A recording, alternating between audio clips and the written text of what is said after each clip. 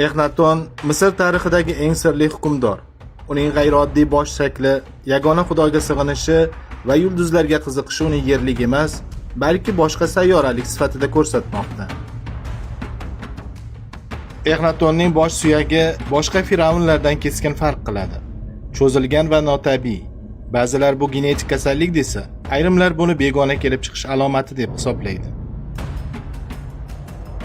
Exnaton qadimgi Misrda ilk bor yagona xudoga, Atonga sig'inishni joriy qilgan. Bu qadimgi an'anaviy ko'p xudolik e'tiqodiga qarshi chiqish edi. Juda radikal va sirli qaror. Ba'zi nazariyachilar Exnaton Marsdan kelgan maxluq yoki gibrid bo'lishi mumkinligini aytishadi. Uning Mars sayyorasiga o'xshash ramzlar bilan aloqasi bu taxminni yanada kuchaytirgan. Exnaton davriga oid devor rasmlarida quyoshga o'xshagan qizil sfera va yulduzlar tasvirlangan. Tadqiqotchilar bu Mars sayyorasining timsoli bo'lishi mumkin deb hisoblashadi.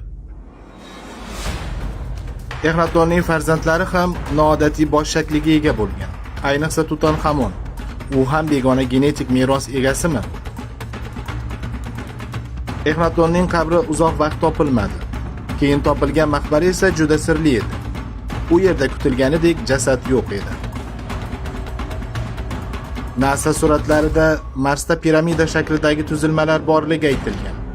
Qadimgi Misr va Mars tuzilmalari o'rtasidagi o'xshashlik Exnaton haqida sirli nazariyalarni kuchaytiradi. Exnaton haqidagi sirlar, g'ayrioddiy topilmalar va Mars bilan bog'liqlik haqidagi tafsilotlar faqat bizning Telegram kanalimizda.